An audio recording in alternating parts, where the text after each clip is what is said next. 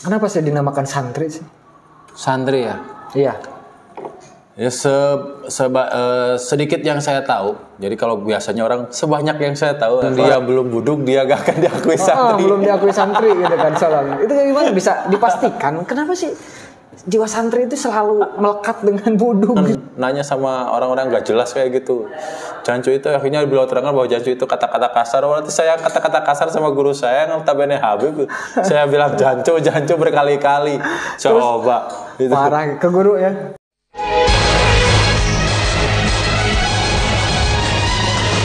Sesaat lagi akan Anda saksikan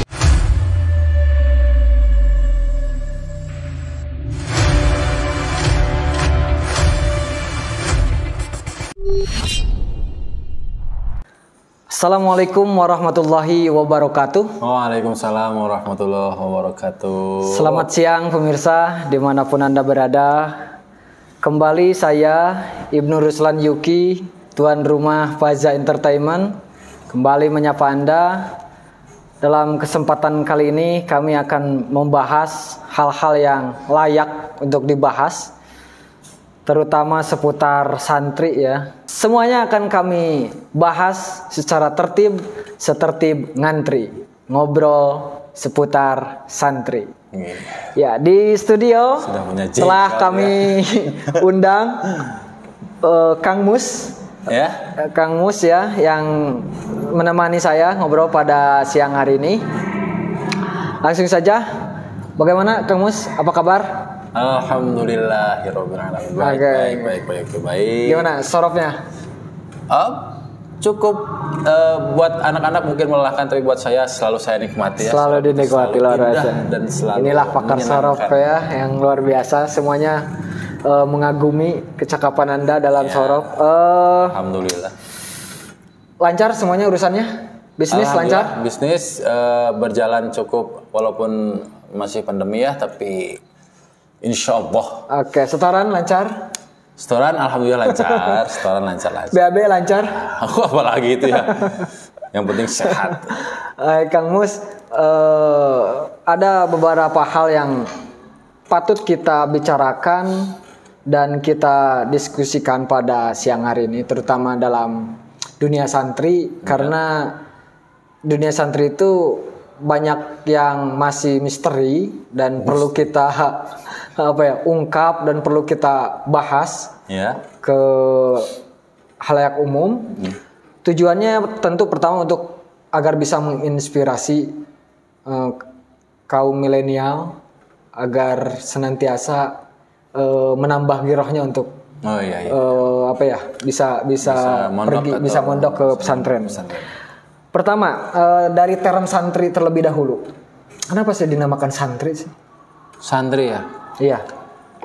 Ya sedikit yang saya tahu. Jadi kalau biasanya orang sebanyak yang saya tahu, karena tahunya sedikit. Gitu. Sedikit yang saya tahu bahwa kalau kita cari-cari itu, kalian juga bisa cari ya di Wikipedia itu. Kalau ada yang mengatakan bahwa santri itu berasal dari kata sastri. Sastri itu dari bahasa Sanskerta. Ya. Jadi berarti atau pengambilannya lebih tepatnya katanya itu ada sastra. Jadi sastra itu adalah ilmu pengetahuan dari kitab suci, terus dari kebudayaan dan lain-lain.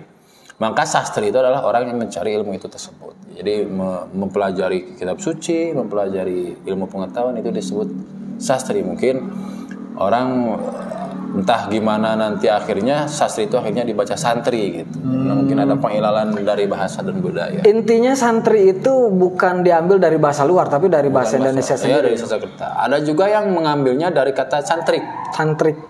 Ya, cantrik itu ya sama dari Sanskerta tapi artinya beda. Artinya itu orang yang bantu-bantu gitu. Orang yang bantu-bantu tapi upahnya itu bukan berupa uang tapi berupa ilmu pengetahuan.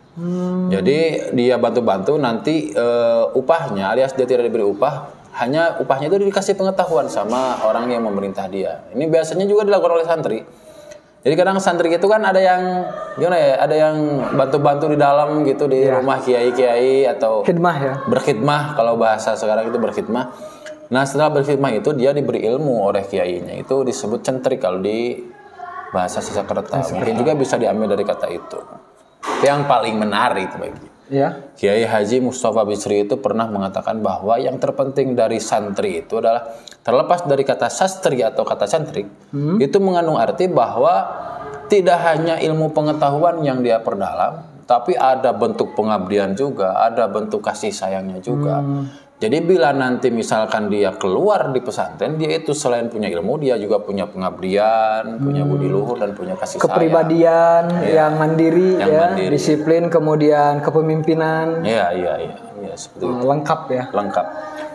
Kalau ada juga yang mendefinisikan sesuai hurufnya itu bagaimana itu? Nah itu malah saya kurang tahu. Kalau masalah cocokologi itu saya sangat tidak tahu sekali. Atau ya kadang kalau ada yang seliweran gitu saya skip aja kalau cocokologi. Mungkin Anda itu punya cocokologinya gimana? Iya, justru kalau saya cocok-cocokkan ya, kalau semisal saya ambil dari bahasa Inggris, Ya. santri, sun itu kan matahari ya. Oh sun. Sun penulisannya S-U-N. Ya, sun. sun. Kemudian tri 3. Kayak buburnya anak saya. Kemudian kalau digabungkan berarti matahari 3. Tapi Matahari maksudnya di 3. sini 3 matahari. Oh Jepang. Kalau dimudah-mudahkan 3 matahari. Kalau Jepang? Jepang Nippon kan 3 matahari. Oh, Nippon. Enggak. Kalau kita cocok-cocokkan ya 3 matahari atau santri itu maksudnya karena kan dalam diri seseorang itu harus memenuhi atau harus memiliki 3 unsur. Oh 3 unsur apa sih? Satu Islam, kedua iman, yang ketiga ihsan. Oh iya. Ya kan? Nah makanya ini tiga matahari. Jadi matahari itu artinya itu. Iman, Islam dan ihsan. Jadi, Kemudian nanti itu cocok nama ilmunya gitu kan untuk apa namanya? Untuk membina keislaman maka itu ada ilmu syariat. Kemudian untuk membina tentang hakikat itu ada ilmu tauhid. Kemudian untuk membina akhlak, ihsannya itu ilmu tasawuf. Oh iya. Nah makanya ilmu yang 3 ini kan pasti dibutuhkan oleh siapapun. Itu cocokologinya. Itu Cocokologinya. menarik cocokologi kan. Iya, makanya santri Bagus. kalau tidak memiliki cocokologinya gitu bagus. kalau tidak memiliki 3 unsur tadi, 3 materi ya tidak sah dikatakan santri. Tidak sah dikatakan santri. Itu kalau bisa saja sih kalau begitu. Oke, terlepas dari segi penamaan, Kang Mus, banyak hal yang tabu di dunia santri ini. Ya. Salah satunya santri suka dipandang sebelah mata. Karena kan dari segi masa depan kurang cerah katanya. Mau jadi apa santri, Santri. ke depannya gitu kan. Kalau sekolah kan jelas gitu kan ya. Iya, ada jenjangnya, ada jenjangnya, legalitasnya. ada legalitasnya, ijazahnya nanti. Bagaimana nanggapi hal tersebut? Dulu sih iya sih ya. Dulu itu kita sendiri suka beranggapan bahwa dipandang di luar ya. Kalau santrinya sendiri, saya yakin dia tidak merasa inferior. Jadi mereka itu tidak pernah merasa bahwa saya cuma santri gitu. Dengan orang sekolah menginferiorkan diri itu enggak lah. Mungkin ini munculnya dari luar. Jadi memandang sebelah mata itu karena mungkin tidak jelas lah. Kalau misalkan larinya ke kerja ya, ke duniaan gitu, ke kerja itu jelas tidak ada jalurnya. Mau bekerja kan harus ada ijazah ini. Mau jadi PNS kan harus begini, harus begitu. Dan santri mau cari di mana legalitasnya nggak ada. Dulu itu gitu. Tapi menurut saya enggak lah. Karena jenjang karir itu nggak ditentukan dengan legalitas buat saya ya. Iya. Jadi kalau mau larinya nanti jadi ke buruh pabrik, ke PNS ataupun ya mungkin bisa saja begitu. Harus ada legalitas. Tapi kalau ke pengusaha atau mau menjadi jenjang politik yang tanpa ada embel-embel legalitas, kan nggak perlu legalitas juga. Ya contoh misalkan dulu itu Gus Dur itu apa sih gelarnya? Gus Dur itu gelarnya cuma kiai. Walaupun di seluruh dunia diakui profesor ya. Tapi kan nggak pernah ada Profesor Gus Dur atau Dr. Abdurrahman Wahid, kan nggak pernah. Semuanya honoris causa. Tapi kalau ilmunya yang menjawab kan ya gak mungkin jadi nomor 1 di Republik Indonesia. Tidak perlu pengakuan. Gak perlu pengakuan.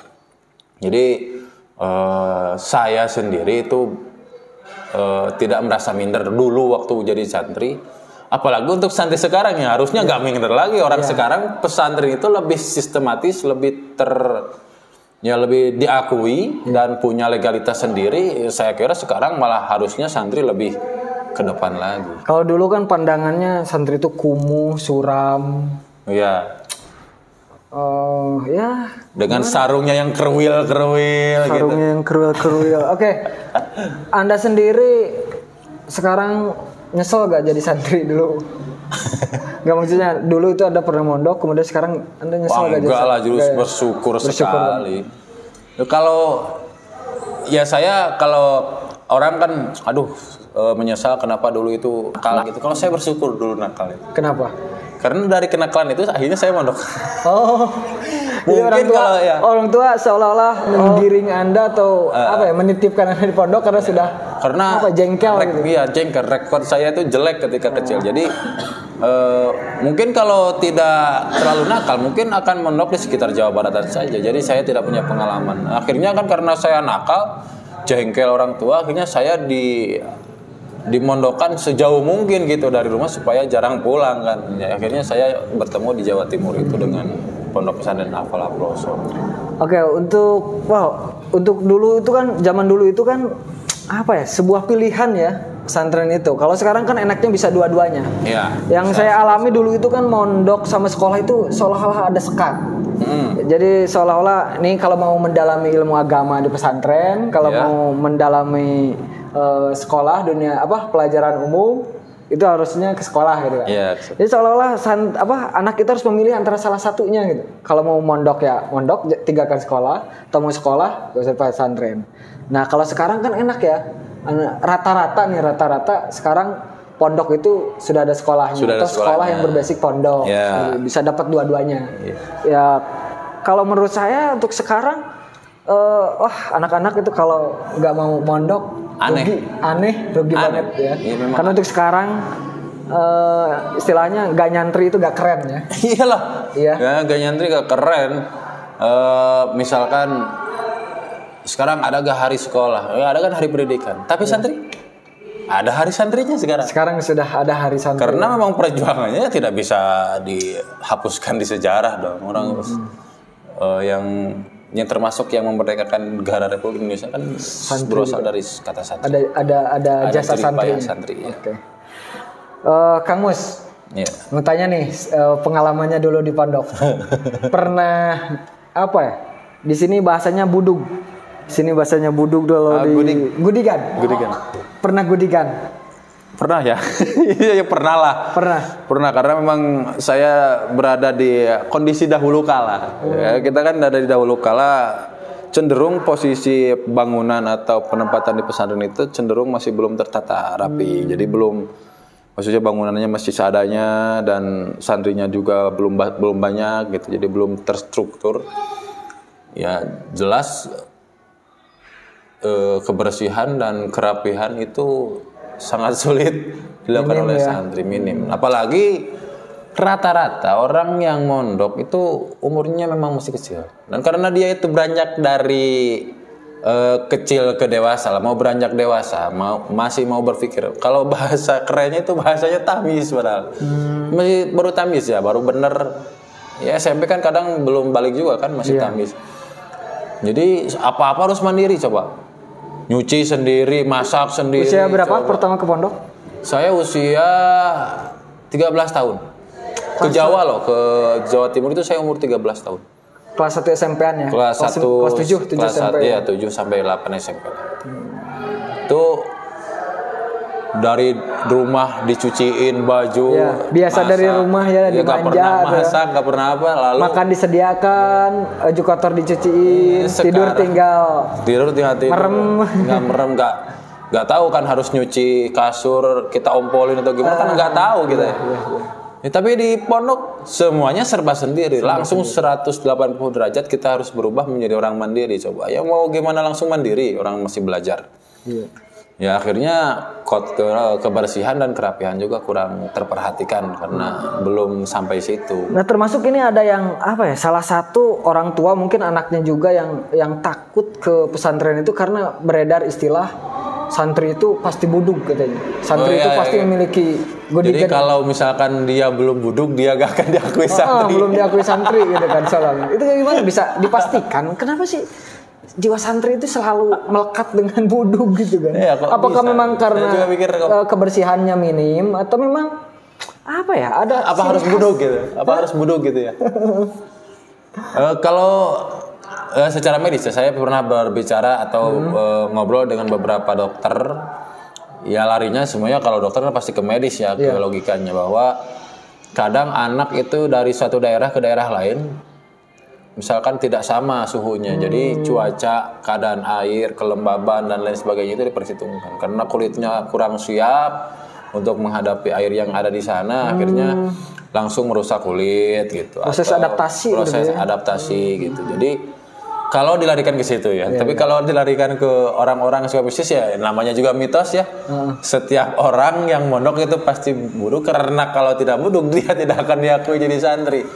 Seolah-olah buduk itu menjadi ospek alamiah, agar apakah dia itu mampu menghadapi ujian selanjutnya setelah buduk ini, seolah-olah seperti itu ya. Tapi jujur saya juga buduk. Anda apa buduk? Ya sama lah. Tapi saya nggak kayak anak-anak yang buduk. Saya pernah ketemu sama anak buduk ke seluruh tubuh. Gila, kalau saya kan enggak dulu cuma tangan paling. Jadi nggak sampai kemana-mana, ini sampai kadang kasihan. Tapi untuk lihat pondok-pondok pesantren yang zaman sekarang itu kayaknya mau buduk itu kesalahan dia sendiri lah. Iya. Karena posisi sekarang sudah tembokan, sudah sudah coran gitu. Kadang disediakan tim kebersihannya. Jadi kalau kayak Tumila itu kan sudah nggak ada zaman sekarang. Dulu kan kita berperang sama Tumila kalau tidur. Musuh dalam selimut. Ada Tumila. Sekarang kan apa? Coba ya berarti kesalahan dia sendiri. Tapi jangan pernah berkecil hati untuk anak-anak yang buduk di pondok itu. Kita larikan saja ke bahasa bahwa kita telah terakui menjadi seorang santri gitu. Tapi jangan juga ini menjadi pembenaran bahwa kita akhirnya kotor nggak apa-apalah, buduk orang santri biasa buduk ya nggak bisa gitu juga. Jadi jangan sampai jadi pembenaran ya bahwa di pondok itu pasti buduk. Kalau kita bersih ya nggak buduk ya nggak masalah. Oke, berbicara pengalaman, ada perbedaan nggak menurut Kang Musa santri dulu sama santri sekarang? Santri dulu sama santri sekarang. Santri dulu sama santri sekarang. Kalau segi perbedaannya mungkin karena satu dari fasilitas pondok ya itu jelas berbeda. Terus dari keadaan juga sekarang serba digital dan serba Jadi dulu itu kalau mondok kita kalau kenalan sama orang kan suka gengsi atau gimana gitu kalau ngaku jadi santri ya. Jadi kayak ketemu sama cewek misalkan kita lagi nakal gitu, ketemu sama cewek, kenalan siapa namanya, sekarang apa kita bilangnya sekolah atau kita bilangnya kuliah. Kalau itu kan gengsi ya. Kalau kita menyebutkan santri itu. Santri. Nanti takutnya ceweknya jadi gak salaman tapi jadi maaf ya kita minder gitu ya. Nanti malah minder sama kita. Jadi malah kita takut orang-orang luar itu jadi tidak mau berteman dengan kita karena kita sebagai santri justru. Ya banyak sih persamaannya atau perbedaan menurut saya yang sering saya bandingkan itu pernah merasakan nggak? Dulu itu santri itu kenapa sih jiwanya selengean? Asal gitu, urakan. Kadang brutal. Terutama mohon maaf nih, terutama biasanya pondok-pondok yang berbasic alat atau dalam gramatika Arab, nahu gitu kan. Alfiyah itu urakan. Rambut gondrong. Kadang celanaan nggak pakai sarung. Iya. Berdasarkan cerita yang beredar itu kan kalau ada orang tua nyambang nggak bawa jajanan, habis itu sendalnya diiris-iris kemudian disodorkan atau disuguhkan gitu. Sampai segitunya kira-kira apa? Itu beda-beda ya. Tapi itu nyata kan? Nyata. Ada itu nyata. Soalnya kan ceritanya mutawatir gitu. Kalau saya amati ya, kayak saya juga pernah mengalami hal itu ya. Kayak saya pernah di pondok yang khusus untuk memperdalam alat itu. Ya memang betul. Jadi di sana itu setiap santri baru itu akan kena, kalau bahasa kerennya itu perpeloncoan itu ada. Jadi misalkan dia bawa jajanan habis ketika itu gitu. Sama yang bukan jajanannya juga habis misalkan. Lalu ada yang ke warung misalkan membeli dengan atas nama dia padahal dia gak tahu apa-apa gitu. Itu ada itu. Aduh. Itu tapi, apa pelajaran itu kalau menurut saya kalau diambil dari itu kan karena adat ya, karena kebiasaannya memang begitu. Jadi kadang sama kiainya bukan berarti sama kiainya dibiarkan ya hal-hal begitu, tapi justru malah ketika dilarang tetap saja begitu ya karena ya sudah ini biarkan jadi kebiasaan saja gitu. Jadi orang-orang mau ke sana itu tahu bahwa di sana itu begitu supaya tidak aneh lagi. Berarti kayaknya juga tahu ya kebiasaan santri-santri. Tahu. Jadi ya, seperti ya selain yang tadi yang sering disebutkan itu, saya juga pernah ngalamin itu. Ada juga kadang yang aneh itu. Pengalaman saya pribadi nih. Dulu saya pertama masuk karena apa ya, istilahnya beda ya, selain bahasanya beda juga ada istilah-istilah baru. Seperti saya harus daftar menjadi Meril. Itu pernah itu. Kemudian yang nyampeinnya senior, tegas, serius gitu kan. Yeah. Ki, kamu udah daftar Meril belum? Belum mas. Emang apaan? Santri baru tuh harus daftar katanya. Jadi di sini itu ada 2 komunitas paling besar katanya. Wow gitu. Ada organisasinya gitu kan. Yang pertama jadi Meril, yang kedua jadi Warok. Kamu mau mana katanya. Cuman yang paling menguntungkan, banyak menguntungkan itu katanya jadi Meril. Ya udah saya daftar aja lah jadi Meril. Ada syaratnya katanya. Syaratnya bawa pendaftaran, pakai baju yang rapi, kemudian itu memang kayak sudah disetting, dia tuh udah callingan gitu kan. Kamu nanti pura-pura jadi ketuanya. Gitu. Kemudian saya disuruh untuk menghadap kepada ketuanya yang pura-pura diketuakan. Nah, kemudian saya di briefing. Nah, nanti kalau mau daftar gini caranya. Duduknya cara menghadapnya gini, kemudian cara salaman. Nah, intinya nanti kamu harus ada niatan atau ada ungkapan kamu ingin sungguh-sungguh ingin menjadi Meril. Nah, setelah saya lakukan itu, pas keluar itu si abangnya itu atau si masnya itu yang ketawa-ketawa sendiri. Kenapa ini? Saya bertanya-tanya di sana. Ada apa sih sebenarnya? Nah, setelah lama-kelamaan saya tanyakan kepada teman terdekat saya, sebenarnya Meril itu apa sih? Wah, ini pasti santri-santri sudah pada tahu lah. Kalau santri-santri yang tahu kayaknya santri-santri Jawa Timur ini. Waduh. Kalau di bahasa kitanya Amrod gitu ya. Mungkin Amrod. Jadi padahal saya gak cocok loh jadi kriteria Meril gitu kan. Aduh. Terus sama dinamika bahasa juga kan kadang saya pengen juga belajar bahasa sana yang cukup lembut. Itu malah saya juga dikasih tahu bahasa lembutnya tidak tahu apa, dia jawab jancu. Pernah itu. Jancu itu bahasanya tidak tahu. Nah, ketika saya punya guru kan namanya Habib Syekh Abdurrahman Al-Atas itu, seorang Habib alim. Terus beliau ya biasa menanya saya tentang baca kitab, setelah baca kitab terus nanya saya gak tahu apa ya. Nah, saya kebetulan gak bisa jawab dan gak tahu karena santri baru ya. Terus saya jawab, Janco pak gitu. Dia bilang, Janco pak? Hah? Janco pak? Padahal itu saya tahunya itu tidak tahu lah. Tapi parah. Siapa yang ngasih tahu kamu, kata saya gitu. Kata Habib Syekh gitu. Teman-teman, kamu jangan nanya sama orang-orang gak jelas kayak gitu. Jancu itu akhirnya beliau terangkan bahwa jancu itu kata-kata kasar. Berarti saya kata-kata kasar sama guru saya yang notabene Habib. Saya bilang jancu berkali-kali. Coba. Gitu. Parah ke guru ya. Jadi ya banyak lah. Gara-gara kita pindah budaya, pindah bahasa, terus kita harus beradaptasi dengan itu. Itu justru seninya di situ. Pengalaman juga ada. Saya tuh gak paham bahasa kerasan. Kerasan itu kan yang saya pahami ya keras itu. Nah, saya pernah itu suatu hari jajan keluar, kemudian ditanya sama ibu-ibu, Gus santri baru ya? Nggih Bu, ya Bu. Kemudian ditanya, gimana kerasan nggak gitu? Nah, yang apa kerasan? Nah, mungkin saya paham itu, mungkin yang ditanya ini peraturannya. Di sini ketat banget, keras banget Bu, gitu kan. Dan cocok lah buat jiwa yang brutal saya ini bagus, banyak peraturan keras di sini gitu kan.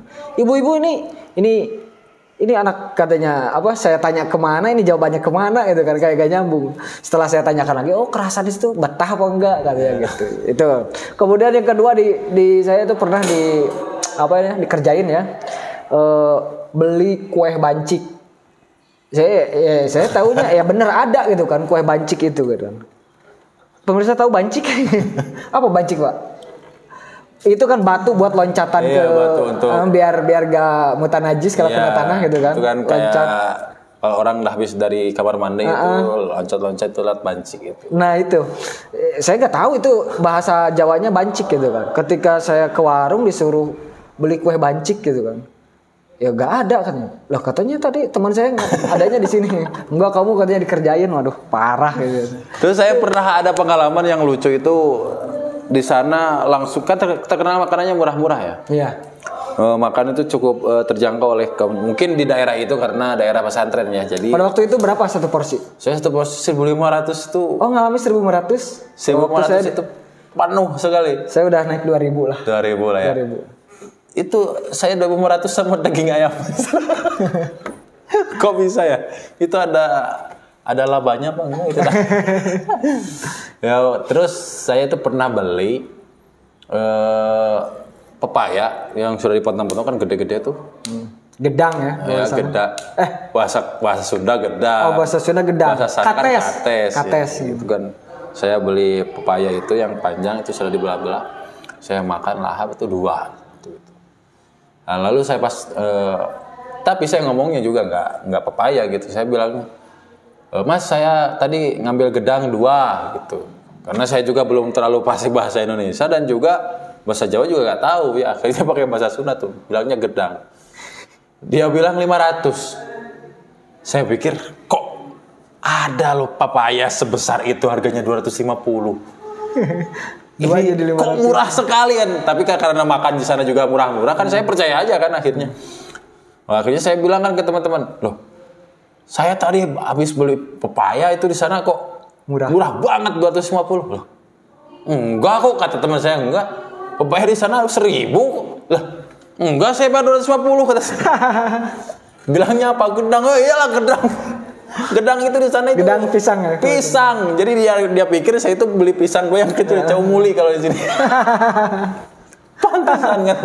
Tapi ya, ketika saya ngobrol lagi ke itunya ke tadi udah nggak apa-apa. Akhirnya saya dapat diskon dari salah bahasa. Itu cukup aneh. Jadi ada hikmahnya ya. Ada kok iya saya juga kok bisa loh semurah itu. Padahal gede banget itu. Gila. Oke, Kamus. Di samping perbedaan bahasa di seputar pesantren, yang sering kita temukan fenomena di pesantren itu apa ya? Kenapa sih santri itu jiwanya itu selalu lapar? Sampai-sampai kalau pulang ke rumah itu santri itu pasti porsinya besar-besar itu. Padahal kan tahu di rumah ya rebutan sama siapa gitu kan. Wong satu majikom gak ada yang rebutan. Wong satu majikom. Ya kan karena tadi kan makannya seru bareng-bareng kan ya, bareng. Jadi ya, kalau itu kan di pondok. Ini kan kalau di rumah. Ya kebiasaan lah. Kebiasaan. Berarti sifat rakusnya itu kebawa ke rumah. Kebawa ke rumah.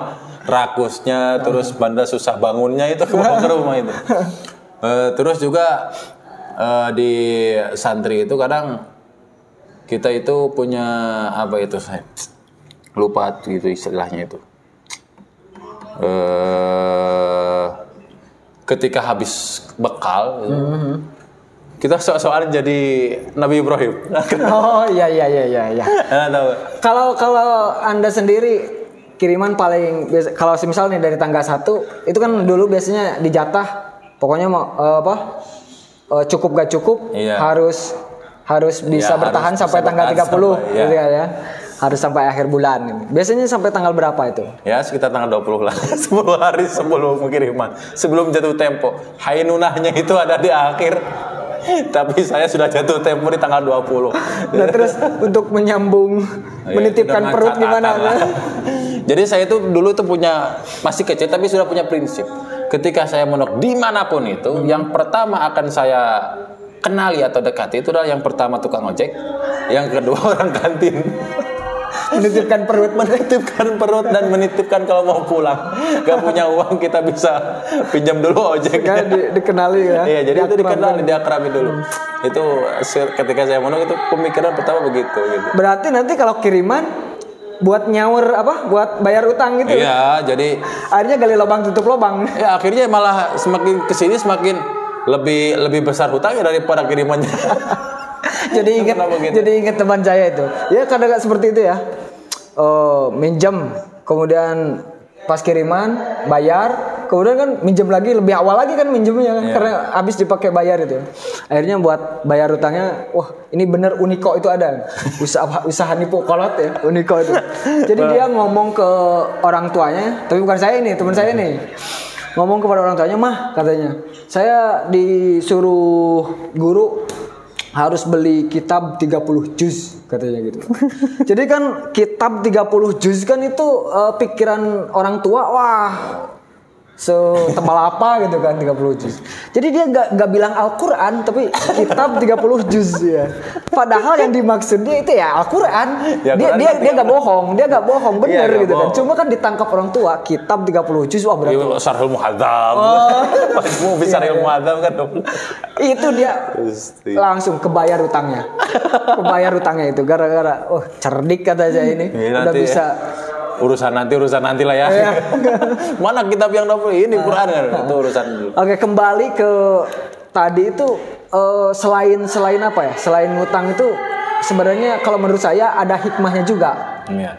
Ada hikmah tersendiri. Dari apa itu? Dari ya kenapa santri itu kirimannya mungkin habis bisa bertahan 10 hari atau 15 hari dah.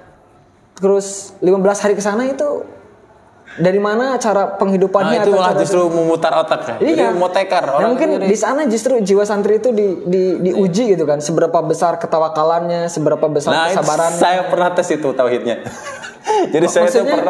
Jadi pernah saya itu kan kalau misalkan udah punya uang kan paling enggak kan di sana itu usahanya kalau enggak pinjem ngutang atau mintalah langsung kepada siapa gitu. Ini enggak. Jadi saya itu gak minta, gak ngutang, gak apa. Istuni satu hari itu saya tawakal kepada Allah. Woy. Kira-kira ini saya dapat makan apa enggak gitu.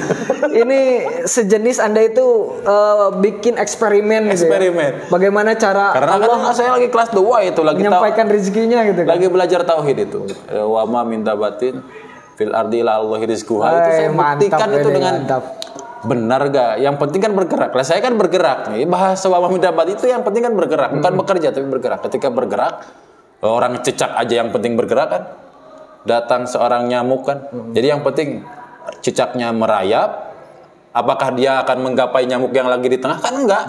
Harus merayap dulu. Tapi ketika dia sudah merayap, nyamuknya datang. Hap. Nah, langsung itu yang penting bergerak, bukan berarti mencari rezeki itu enggak. Jadi ini bukan nyamuk yang datang dengan sendirinya gitu. Tapi bener ini berarti cicak-cicak di dinding itu mengajarkan tauhid juga itu ya. Ada loh. Luar biasa. Ada ilmunya itu. Kirain mengajarkan ketauhidan. Iya. Jadi yang penting kan dabbah. Perkara-perkara yang melata atau bergerak itu pasti akan ada rezekinya.